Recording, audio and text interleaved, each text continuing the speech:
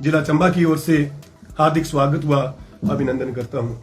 मैं इसके साथ आप सब पत्रकार बंधुओं का धन्यवाद भी करना चाहूंगा कि आपने हमारी शॉर्ट कॉल के ऊपर अपना कीमती समय दिया और प्रवक्ता संघ की विभिन्न मांगों को सरकार तक पहुंचाने में आप हमारा महत्वपूर्ण योगदान हमारे लिए ये देंगे, ये हमारी आपसे अपेक्षा है। मैं इसके बाद आग्रह करना चाहूंगा आदरणीय डीएस खन्ना जी से कि प्रवक्ताओं की जो विभिन्न मांगे हैं या विभिन्न समस्याएं हैं उनको आपके माध्यम से सरकार तक पहुंचाने में विस्तृत रूप में से ये अपनी बात रखेंगे। उसके बाद बोर्ड से संबंधित जितने भी मुद्दे होंगे उन मुद्दों को आदरणीय राजेश शर्मा जी आपके समक्ष रखेंगे। सरकार जो है लगातार शिक्षा के क्षेत्र में आगे बढ़ रही है और अपना महत्वपूर्ण योगदान इस क्षेत्र में शिक्षा को आगे ले जाने के लिए समय समय पर दे रही है। इसके लिए मैं सरकार का और विभाग का धन्यवाद करना चाहूंगा आप सबकी ओर से। इसके बाद मैं आग्रह करना चाहूंगा आदरणीय डीएस खन्ना जी से कि कृपया वो विभिन्न मांगों को संगठन की जो भी हैं या छात्रों से संबंधित जो भी मुद्दे हैं उनको आपके समक्ष रखें। आदरणीय DS Khanna ji. Thank you Rajesh ji. सबसे पहले तो मैं आज इस पत्रकार वार्ता में मैं जिला कमेटी की तरफ से आप सभी पत्रकार बंधुओं, चाहे वो इलेक्ट्रॉनिक मीडिया है, प्रिंट मीडिया है, आपका हार्दिक स्वागत करता हूं, अभिनंदन करता हूं कि आप लोग एक शॉर्ट नोटिस में इस हमारे पत्रकार वार्ता को संबोधित करने के लिए हम लोग यहाँ आपके समक्ष खड़े हैं और जितना भी हमारे कैडर से संबंधित मुद्दे हैं उसके लिए आज हम सभी एकत्रित हुए हैं। क्योंकि जिस तरह से आज हम लोग देख रहे हैं न्यू एजुकेशन पॉलिसी आई है, स्टेट गवर्नमेंट ने भी उसको अक्षरश जो है 2020 से इम्प्लीमेंट किया है, तो उसके साथ साथ कई चीज़ें जो हैं वो शिक्षा के क्षेत्र में आमूलचूल परिवर्तन जो है वो आ रहे हैं। कई प्रकार का जो परिवर्तन है हम देख रहे हैं और वो अवश्यंभी भी है। उसके लिए सबसे बड़ी बात देखने वाली ये है कि हम किस तरह से फील्ड फंक्शनरीज की जो समस्याएं हैं, किस तरह से धरातल पर लोगों को, हमारे जो टीचर हैं उनको दिक्कतें आ रही हैं, उसी संदर्भ में हम लोग जो भी इश्यूज हैं उनको आपके माध्यम से सरकार तक पहुंचाना चाहते हैं। तो सबसे पहले मैं अपने डिमांड चार्टर पे आता हूं और डिमांड चार्टर में हम लोग सबसे पहले बात करेंगे, बड़ा रिसेंट इश्यूज है और हम लोग बड़े लंबे समय से मांग करते आ रहे हैं कि जो प्रमोशन लिस्ट है प्रिंसिपल की वो सरकार बिना किसी देरी के जो है वो रिलीज करे, क्योंकि बहुत लंबे समय से जो प्रमोशन लिस्ट है हमारा पदोन्नति जो है प्रवक्ता वर्ग से नहीं हुई है। करीब 2.5 साल होने जा रहे हैं। सरकार द्वारा बहुत सारे प्रयास किए जा रहे हैं लेकिन इस दिशा में अभी तक जो प्रयास किए हैं वो अभी तक धरातल पर नहीं उतरे हैं।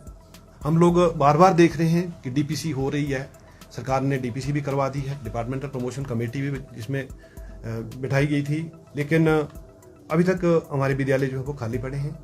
इसका जो नेगेटिव इम्पैक्ट पड़ रहा है वो जो हमारे एट प्रेजेंट हमारे लेक्चरर लोग ऑफिशिएट कर रहे हैं विभिन्न विद्यालयों में, उससे हमारी जो उनका एकेडमिक अफेयर्स है विशेष तौर पर जो ऑफिशिएट कर रहे हैं वो भी अफेक्ट हो रहा है।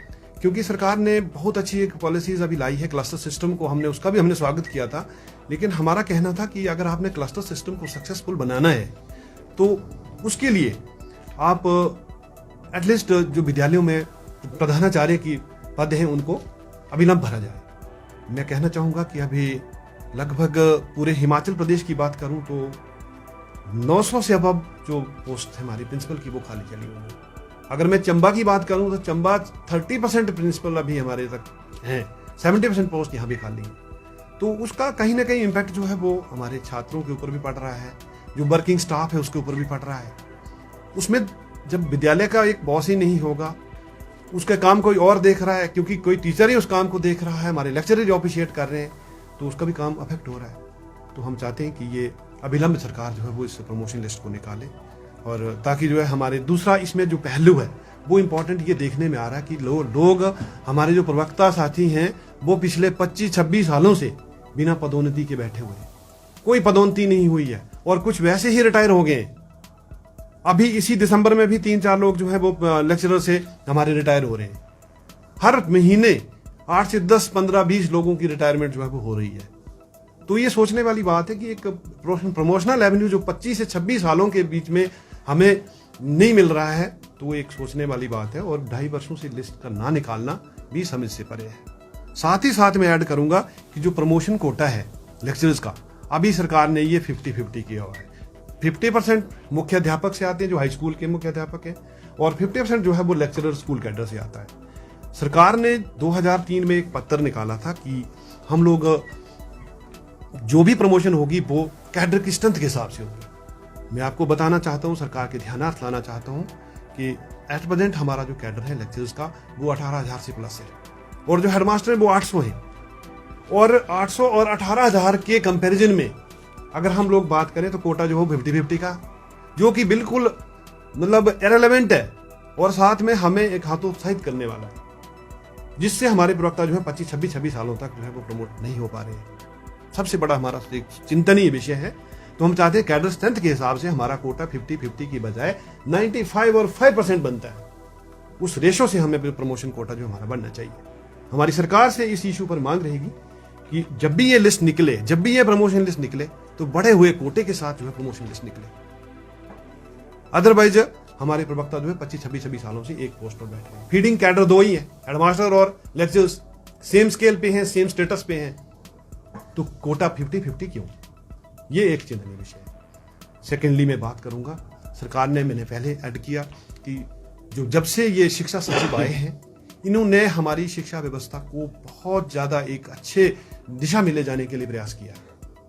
हम लोग बार बार इस चीज को अपने संगठनों के माध्यम से भी कह रहे हैं कि सेक्रेटरी महोदय ने विभिन्न जिलों में जाकर के लोगों को मोटिवेट करने के लिए बहुत अमूलचूल एक बहुत सारा एक मतलब व्यवस्था परिवर्तन के लिए कोशिश कर रहे हैं कि ताकि जो है हमारा क्लस्टर सिस्टम भी कामयाब हो, और जो भी शिक्षा में जितनी भी इनोवेटिव प्रोग्राम्स हैं उनको भी अच्छे से फील्ड पे मतलब उसको इम्प्लीमेंट किया जाए। लेकिन अगर हम लोग बात करेंगे, जैसे सीबीएसई सिस्टम में हिमाचल प्रदेश ने 100 स्कूलों को अभी सीबीएसई में जो है प्रोसेस जारी की है, और 96 विद्यालयों को मान्यता भी सीबीएसई से मिल गई, और उसमें जितना भी रिक्रूटमेंट प्रोसेस रहेगा, हम मीडिया के माध्यम से पढ़ रहे हैं, मीडिया के माध्यम से हमें जानकारी प्राप्त हो रही है कि उसमें सेपरेट कैडर बनेगा। तो हमारी सरकार से एक विनती रहेगी माननीय मुख्यमंत्री महोदय से, शिक्षा मंत्री महोदय से, कि जो इसमें सेपरेट कैडर का प्रोविजन है, सेपरेट कैडर का प्रोविजन ना किया जाए। हम एक कैडर है और एक कैडर, हमारा कैडर को डिवाइड ना किया जाए। हमारे लोगों में से ही वहां लोग बिना किसी सिलेक्शन प्रोसेस के, जो लोग ऑलरेडी वर्किंग में हैं, उन्हीं लोगों को हम कार्यरत रखा जाए। हम लोग लेक्चरर्स का, सबसे लेक्चर एसोसिएशन का ये मानना है कि वहां जो लोग 25-26 सालों से, कोई 20 वर्षों से, कोई 15 वर्षों से पढ़ा रहा है, उनके लिए किसी सिलेक्शन प्रोसेस या किसी सिलेक्शन टेस्ट की जरूरत नहीं होनी चाहिए। सरकार को हमारी काबिलियत के ऊपर विश्वास होना चाहिए। सीबीएसई को भी हम लोग संभाल सकते हैं, सीबीएसई को हम लोग पूरी तरह से हैंडल करने के लिए तैयार हैं। सरकार सेपरेट कैडर ना बनाए, हमारे कैडर में डिवीजन ना करे, हमारी ये विशेष मांग रहेगी। और ना ही सिलेक्शन प्रोसेस को इतना ज्यादा कॉम्प्लिकेटेड किया जाए।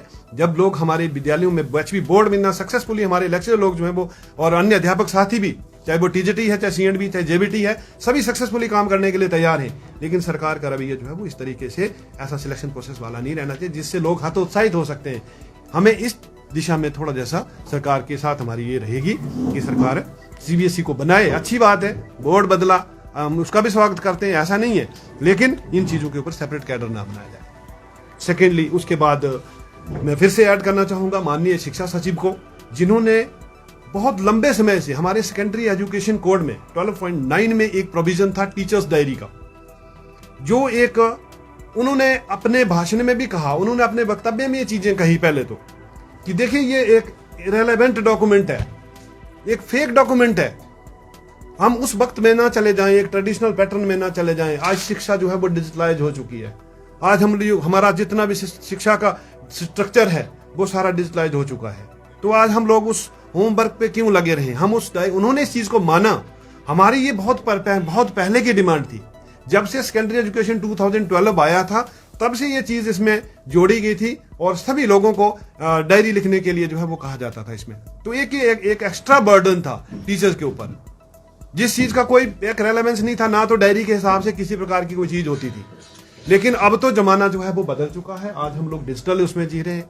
तो उन्होंने इस चीज को माना है और उन्होंने कहा कि ये चीज जो है वो हम लोग इसको एजुकेशन कोड से डिलीट करते हैं, और जो नई सिस्टम है हमारा यूडाइस का है, विद्या समीक्षा केंद्र का है, उसमें बहुत सारी चीजें जो है वो हमारी बिल्कुल आ रही हैं, हर चीज की एंट्री हो रही है, हर चीज हमारी परफॉर्मेंस बेस्ड जितना भी अप्रेजल है वो सारी की सारी एंटर हो रही है। तो हमें उस टीचर डायरी की क्या जरूरत रहेगी, जब हमारा syllabus section wise, unit wise और पीरियड वाइज डिवाइड है, तो डायरी कहाँ की रेलेवेंट हो गई। तो उन्होंने इस चीज को समझा है। हम उनका विशेष तौर पर हम शिक्षा सचिव महोदय का धन्यवाद करते हैं। स्कूल प्रवक्ता संघ उनके इस सकारात्मक पहल के लिए हमेशा उनके साथ खड़ा है, और उनका इस तरह के पॉजिटिव स्टेप्स के लिए जिस तरह से उन्होंने शिक्षा क्षेत्र में करने की सोची हुई है, तो वो हम उसका स्वागत करते हैं और धन्यवाद भी करते हैं कि उन्होंने एक बहुत बड़ा ऐतिहासिक स्टेप और हमारी ऐतिहासिक मांग को पूरा किया है। स्कूल प्रवक्ता संघ उनके लिए इस चीज का बहुत आभारी रहेगा। उसके बाद हम बात करेंगे अपने स्कूल लेक्चर्स में। दो चीजें हैं, बड़े दिनों से असमंजस का दौर चला हुआ है। मैं आपको कहना चाहूंगा 1986 ऑनवर्ड्स की मैं थोड़ा जैसा ब्रीफ हिस्ट्री में जाऊंगा। जब से ऑनसेट ऑफ दिस कैडर हुआ है 1986 +2 3 सिस्टम स्टार्ट हुआ था, तो उस वक्त क्या स्थिति आई कि लेक्चर्स इंट्रोड्यूस करेंगे इस प्रणाली को सक्सेस बनाने के लिए। लेक्चर्स नाम चला 2010 में, ना जाने किस साजिश के तहत, ना जाने किस कंस्पिरेसी के तहत हमारे कैडर को डिवाइड करने की कोशिश की गई। तो डिवाइड किया गया कैडर, और 2010 में लेक्चर्स के साथ साथ उसको पीजीटी कर दिया गया। लेक्चर्स के साथ पीजीटी करने के लिए हम लोग, कोई बात नहीं, सारी चीजें ठीक, लेकिन एक ही कैडर में आधे लेक्चर और आधे पीजीटी, इसके विरुद्ध भी लेक्चर एसोसिएशन ने आवाज बुलंद की। मैं बात करूंगा 23 नवंबर 2018 को तत्कालीन मुख्यमंत्री हिमाचल प्रदेश श्री जयराम ठाकुर जी ने पालमपुर की एजुकेशनल कॉन्फ्रेंस में इस चीज को भी माना कि हम सभी को लेक्चर बना रहे हैं। लेकिन क्या होता है कि जब नोटिफिकेशन आती है तो लेक्चरर के साथ लेक्चरर, आधे लेक्चर तो आधे लेक्चर स्कूल न्यू, जो अपने आप में एक बड़ा बेतुका सा है, अभी भी वो चला हुआ है। जब नोटिफिकेशन आती है तो उसमें बिल्कुल फेरबदल है। तो हम चाहते थे कि वो भी एटलीस्ट सेम होता। आज तक वो चला हुआ, और हमारा कैडर जो है वो 2 भागों में विभक्त करने की जो एक प्रयास है वो नहीं होना चाहिए। हमारी विशेष तौर पर सरकार से मांग रहेगी कि जो लेक्चर्स के 2 बने हुए नॉमेनक्लेचर जो है वो सेम होना चाहिए। जो नामकरण है प्रवक्ता वर्ग का, वो प्रवक्ता ही रहना चाहिए। क्यों न्यू, क्यों ओल्ड, इस तरह का क्यों किया जा रहा है। सरकार उस दिशा में जरूर काम करे, और हमें ये प्रवक्ताओं के लिए, प्रवक्ता हित में, छात्र हित में ये सारी चीजें जरूरी होती हैं। और अगर अध्यापकों में इस तरीके का एक नामकरण के लेकर के असंतोष है तो क्यों है, ये सारी चीजें जो है वो विचारणीय है। इस पे इसके बाद मैं बात करूंगा फाइनेंशियल बेनिफिट्स की। फाइनेंशियल बेनिफिट्स में सरकार ने काफ़ी अच्छी कोशिश की भी है और कर भी रही है, लेकिन मैं बात करूंगा अभी हमारा जो पिछला वेतन आयोग था, अभी तक उसके जो भुगतान है हमारे एरिया से, छठे वेतन आयोग का, हमें प्राप्त नहीं हुआ है। कर्मचारियों को सिर्फ एक किस्त जो है वो 50,000 की किस्त जो है वो मिली है, उसके बाद जो है वो कोई भी हमें भुगतान नहीं हुए हैं। साथ ही साथ हमारा जो डीए है वो अभी पीछे किस्त 3% मिली हुई है, जबकि वो भी 4 बनती थी लेकिन 3 दी है। चलो एम्प्लॉयज मान गया, कोई बात नहीं, 3, चलो फाइनेंशियल क्रंच होगा गवर्नमेंट के पास, इस तरीके की स्थिति होगी। लेकिन जो और डीए है हमारा पेंडेंसी में पड़ा हुआ, डीए एरियर, उसके ऊपर सरकार ने अभी तक कुछ नहीं किया। वित्तीय प्रावधानों के प्रति सरकार का भी जो रुझान है वो एम्प्लॉयज के प्रति बिल्कुल बेरुखी वाला है। हम सरकार से मांग करते हैं। और इसके साथ साथ जो एसीपी है, एश्योर्ड कैरियर प्रोग्रेशन स्कीम होती है, 4, 9, 14, 8, 16, 24, 32 होती थी, लोग ऑप्ट करते थे। नए पे स्केल के बाद वो सब सारी चीजें जो है वो लुप्त हो गई। वो चीजें भी इंट्रोड्यूस होनी चाहिए। जो लोग अभी 10-10 साल है, कईयों को रेगुलर हो गए, कई वैसे उनको एसीपी वगैरह कुछ नहीं मिली हुई। हम चाहते हैं कि जो प्रमोशनल एवेन्यू नहीं है तो एसीपी तो मिलनी चाहिए। और अलाउंसेस आज भी हम उन्हीं को, वही सीए जो है 200 रुपए, वही हाउस रेंट जो है चारे जो है वही 400, 450, 600, 650 इस रेंज में हमें मिल रहा है हमारे सभी कर्मचारियों को। तो भी अपने आप में एक थोड़ा जैसा चिंतनीय है। जब हम पंजाब पैटर्न को फॉलो करते हैं तो क्यों ना वो भी रिवाइज किया जाए। जब आपने पे स्केल रिवाइज किया तो ये चीजें भी हमारी रिवाइज होनी चाहिए थी। तो इन सब मुद्दों को लेकर के हम लोग आपके समक्ष आए, सरकार के साथ उठाना चाहते हैं। लास्टली जो एसएमसी टीचर्स हमारे, कहना तो इनके बारे में पहले था, लेकिन ये थोड़ा जैसा कोर्ट मैटर बन चुका है। हमने मीडिया में आपके माध्यम से पहले भी बात रखी थी। स्कूल मैनेजमेंट कमेटी के द्वारा जो नियुक्त अध्यापक है, बहुत चिंता का विषय है। हम चाहते हैं कि इनको भी पैरा पीटीए की तर्ज पर एक मुश्त नियमित किया जाए। कुछ अध्यापक साथी हमारे जो है एसएमसी से 2012 में लगे, कुछ 14-15 में भी लगे, लेकिन आज तक उनके ऊपर सही पॉलिसी फ्रेम नहीं हो पाई है। सरकार ने एलडीआर घोषित की, एलडीआर चैलेंज होगी कोर्ट में।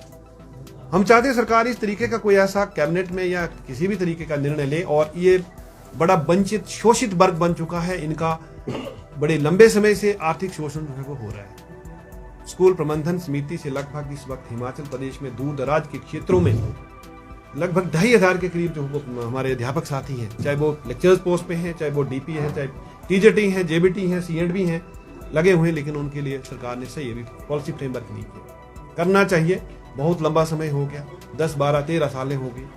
आधे तो वैसे रिटायर हो जाएंगे, कईयों के पास 3 साल बचे, किसी के पास 4 साल बचे, किसी के पास 8 साल बचे हुए, वो तो किसी काम के नहीं रहे, उसी पे शोषण करवाते रहे और जाकर के बड़े दूर दराज में लगे हुए हैं।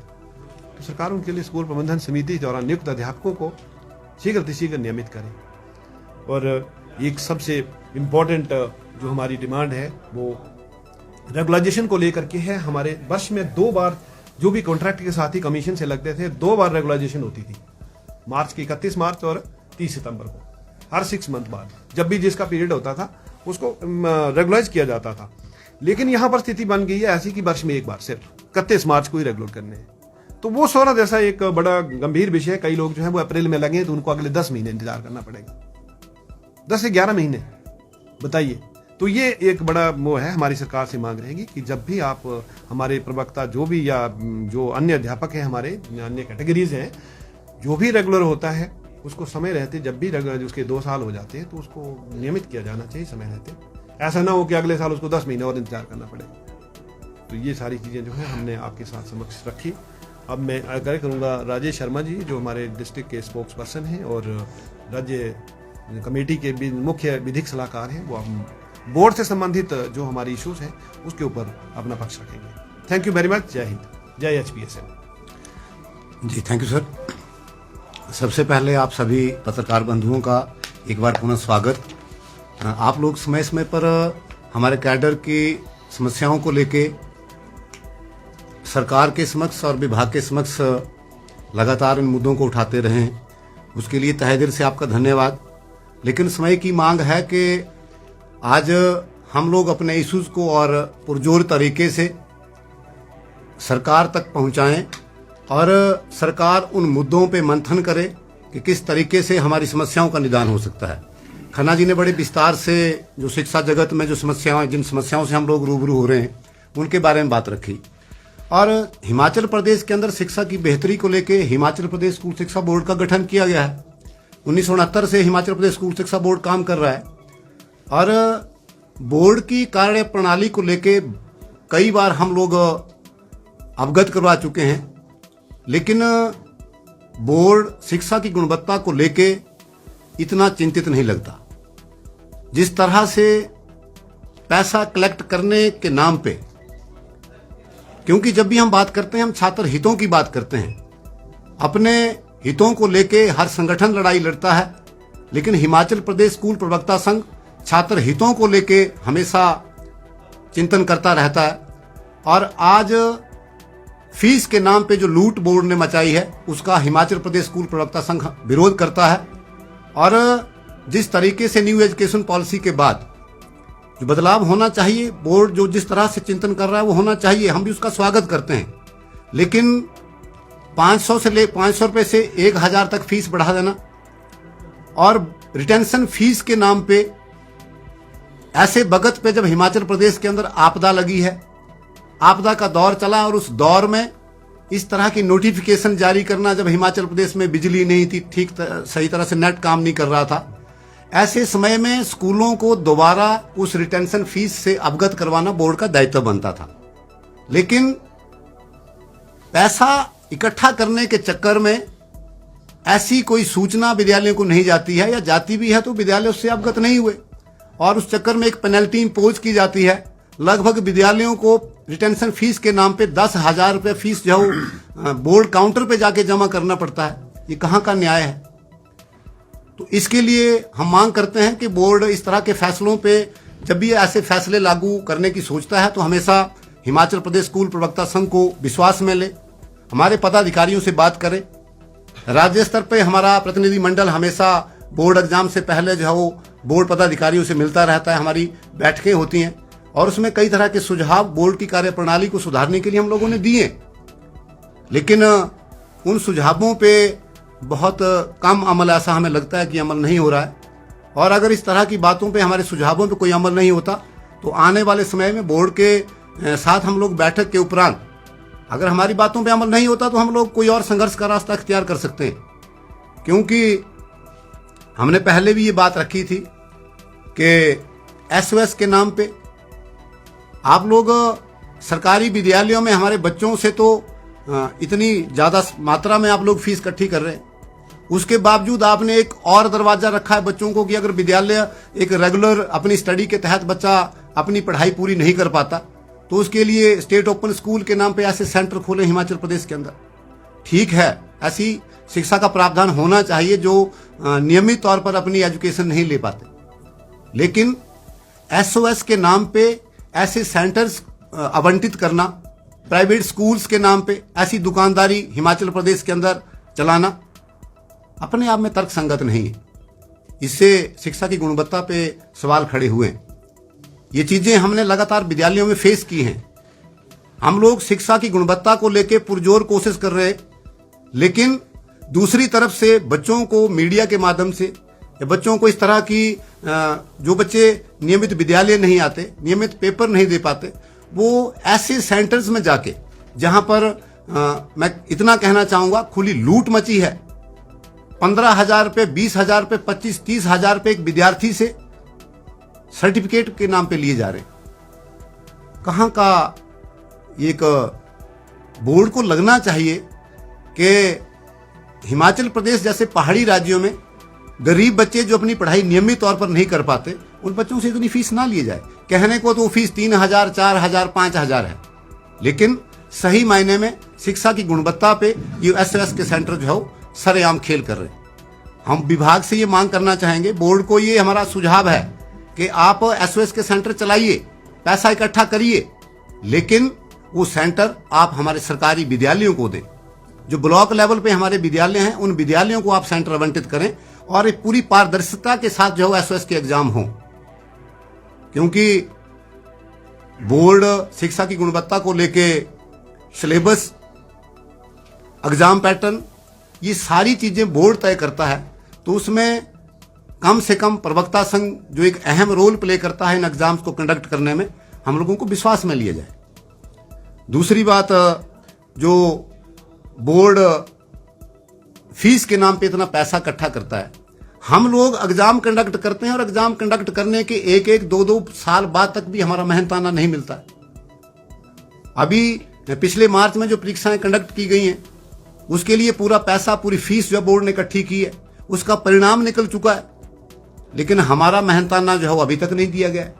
तो हम ये मांग करते हैं कि हमारा जो भी बकाया मेहनताना बोर्ड के पास लंबित है उसका शीघ्र अतिशीघ्र जो है भुगतान किया जाए। और रिजल्ट्स के नाम पे एग्जाम एक ऐसी प्रक्रिया है जिसको जल्दबाजी में कंडक्ट नहीं करना चाहिए। हम लोग रिकॉर्ड बनाने के चक्कर में 1 महीने के अंदर रिजल्ट डिक्लेयर करना, इतने दिनों में हमने पिछली बार 40 दिनों में किया, इस बार हम 35 दिनों में करेंगे, इस बार हम 30 दिनों में करेंगे। इस तरह की व्यवस्था अपने आप में शिक्षा की गुणवत्ता के ऊपर सवाल है। आप लोगों ने पिछले बरस भी देखा होगा जिस तरह से मूल्यांकन के बाद जब पूरी रिजल्ट की स्थिति हमारे सामने आई, उसके बाद दोबारा से सूचियां बनती हैं, स्टेट की पूरी मेरिट जो है वो रिसफल होती है। क्यों? हम लोगों ने 1 महीने के अंदर रिजल्ट डिक्लेयर करने से कौन सा रिकॉर्ड बनाना है, कौन सा मेडल हम लोगों ने लेना है, जब बच्चों ने जिस मेहनत के साथ जो पेपर दिए हैं उनके नंबर 65 से 85 हो रहे हैं। इसका मतलब गलती कहां है? एग्जामिनर्स की गलती है या बच्चों की गलती है? तो जल्दबाजी में रिजल्ट डिक्लेयर ना किए जाएं, एक अच्छी व्यवस्था के तहत चाहे समय लगे लेकिन अच्छा रिजल्ट निकले, हमारी मेरिट बार बार रिसफल ना हो। तो इस चीज को लेके जो है वो बोर्ड एक जल्दबाजी में फैसले ना ले और आइंदा के लिए जब 2026 में हमारा एग्जाम होगा तो अच्छे तरीके से जो है वो प्रवक्ता संघ को विश्वास में लेते हुए इसको अच्छे से कंडक्ट किया जाए और छात्र हित में हमेशा बोर्ड जो है वो फैसले ले। दूसरी बात और मैं ऐड करना चाहूंगा, पूरा सिलेबस जो है वो हिमाचल प्रदेश स्कूल शिक्षा बोर्ड के द्वारा प्राइमरी एजुकेशन से लेके +2 तक तय किया जाता है। जो एग्जामिनेशन पैटर्न है उसको बोर्ड डिसाइड करता है, लेकिन जो एग्जामिनेशन पैटर्न है वो जब अभी तक भी पूरा क्लियर नहीं है, दिसंबर का माह खत्म होने को है, मार्च में परीक्षाएं आने वाली हैं, लेकिन अभी तक भी पूरा क्लियर कट कभी भी बोर्ड का ऐसा नहीं रहता। अप्रैल के महीने में ही जो एग्जामिनेशन पैटर्न है वो क्लियर हो जाना चाहिए। अध्यापकों को पता होना चाहिए कि हमने क्या पढ़ाना है क्या नहीं पढ़ाना है। कई बार हम लोगों ने ये भी पाया है कि जिस तरह से हर बार एक सिलेबस डिलीट किया जाता है, भी ये चैप्टर डिलीट किए जाते हैं, लेकिन जब एग्जाम में हम लोग देखते हैं तो उन्हीं डिलीटेड चैप्टर्स जो हो सिलेबस जो है वो उसमें एग्जाम में वो क्वेश्चन आए होते हैं। तो उस चीज को जो है वो बड़े अच्छे तरीके से देखा जाना चाहिए। हमारे जो प्रवक्ता वर्ग के अंदर बहुत सारे ऐसे वरिष्ठ साथी हैं जिनका बहुत ज्यादा अनुभव है, जो इसको बहुत अच्छे तरीके से बड़े लंबे समय से करते आए हैं। उनके अनुभवों का जो है वो फायदा मिलना चाहिए, जो कि शिक्षा की गुणवत्ता को लेके, छात्र हित को लेके और शिक्षा जगत के अंदर हम लोग जिस तरह की मांग करते आए हैं, जिस तरह के सुझाव देते हैं, उन पे अमल किया जाना चाहिए। तो ये कुछ ऐसी बातें थी जिनको जो है वो समय रहते बोर्ड को क्लियर करना चाहिए, ताकि अध्यापकों के बीच में भी और विद्यार्थियों के बीच में भी कोई ऐसा संशय ना रहे कि किस तरह की परिस्थिति जो है एग्जाम के अंदर जो है हमको आने वाली है। तो ये चीजें समय रहते विभाग को भी और विभाग और सरकार के बीच में भी इस तरह का सामंजस्य होना चाहिए। आज हम लोग देखते हैं पूरे हिमाचल प्रदेश के अंदर पहली से लेकर 12वीं तक की टेक्स्ट बुक का पूरा प्रावधान जो है वो बोर्ड के द्वारा किया जा रहा है। बोर्ड उन किताबों को उपलब्ध करवाता है, लेकिन उन किताबों का प्रॉपर रख रखाव विद्यालयों के अंदर नहीं है। जिला स्तर पे बोर्ड वालों के डिपो यहाँ पर हैं, बोर्ड के मैनेजर्स यहाँ पर, बड़े प्रबंधक यहाँ पर बैठते हैं, लेकिन अगर सही मायने में विद्यालयों के अंदर ये आंकड़ा इकट्ठा किया जाए कि कितनी बोर्ड के द्वारा टेक्स्ट बुक अभी विद्यालय में पड़ी हैं। वैसे हम लोग तो जब भी अगले साल के लिए हमारी एनरोलमेंट जाती है तो पिछले साल का डाटा बोर्ड को भेजते हैं और उसके हिसाब से अलॉट आता है, लेकिन हो सकता है जब नया सेशन बैठता है तो उसमें एडमिशन कम हो। तो इन टेक्स्ट बुक को लेके भी बोर्ड थोड़ा सा सोचे, उसकी प्रॉपर उसको रख रखाव को लेके बोर्ड जो है वो इसका मंथन करे कि स्कूलों में ऐसे किताबें ना पड़ी रहें। बड़ी महंगी महंगी किताबें, सरकार के साथ भी बैठ के उन चीज़ों को क्लियर किया जाना चाहिए और ऐसा माहौल पूरे हिमाचल प्रदेश के अंदर बने ताकि जिस तरह से अग्रणी स्थान सरकार के प्रयासों से, माननीय शिक्षा सचिव के प्रयासों से जो है वो अच्छा स्थान हिमाचल का है, तो उसको बरकरार रखा जाना चाहिए। जहाँ जहाँ पर भी दिक्कतें आई हैं, जहाँ जहाँ पर ऐसी छात्र हित को लेके, शिक्षा की गुणवत्ता को लेके समस्याएं आ रही, उन समस्याओं को जो है वो उनका निपटान शीघ्र कर दिया जाना चाहिए, ताकि शिक्षा जगत में अच्छी भूमिका जो है वो हिमाचल प्रदेश की पूरे देश और प्रदेश में रहे। Thank you very much. Promotion में इतनी देरी क्यों हो रही है? तो क्या प्रवक्ता संघ अपनी बात को उस तरीके से सरकार तक नहीं पहुंचा पाया है? देखिए, जहाँ तक प्रमोशन लिस्ट की बात है तो अंतिम लिस्ट जो है दिसंबर 2023 में निकली, वो भी बहुत कम। हमने मई में अलग निकली थी, दिसंबर में अलग निकली थी, लेकिन कम निकली थी। उसमें प्रवक्ता संघ ने बार बार जितना भी संपर्क हो सकता था राज्य कमेटी की तरफ से, जिला कमेटी की तरफ से, हमने सरकार को रिप्रेजेंटेशन दी है। लेकिन सरकार का थोड़ा जैसा ये रहा था, बीच में हमने जब भी सचिव महोदय से मुलाकात की तो उन्होंने भी ये कहा कि देखिए इसमें डीपीसी में थोड़ी दिक्कत है। पिछले 2007 से लेकर के 2025 के बीच में प्लेसमेंट्स होती रही, उन प्लेसमेंट्स की वजह से दिक्कत आई। उसमें ना तो proper roster system, proper quota, वो सब निर्धारित नहीं हुआ। इस तरीके की बात जो है उनके माध्यम से आई और निरंतर बात टलती गई आगे।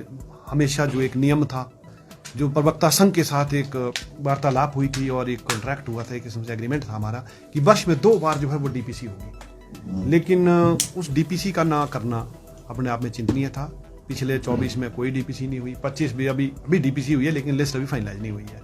तो हमारा प्रयास निरंतर रहा है, हमने निरंतर सरकार के साथ कॉर्पोरेट भी की है, सरकार के पास हमने अपना पक्ष भी रखा है, लेकिन अंतिम फैसला तो सरकार ने ही लेना है। हम लोग नेक्स्ट स्टेप क्या रहेगा? नेक्स्ट फिर से हम लोग सरकार के पास निरंतर, हमारे अभी भी वही एक मोमेंट बनी हुई है कि सरकार के पास फिर से नेगोशिएट करें कि जल्द से जल्द जो है लिस्ट, अभी हमें आश्वासन मिला है कि इसी महीने जो है लिस्ट निकल जाएगी, इस तरीके के आश्वासन है।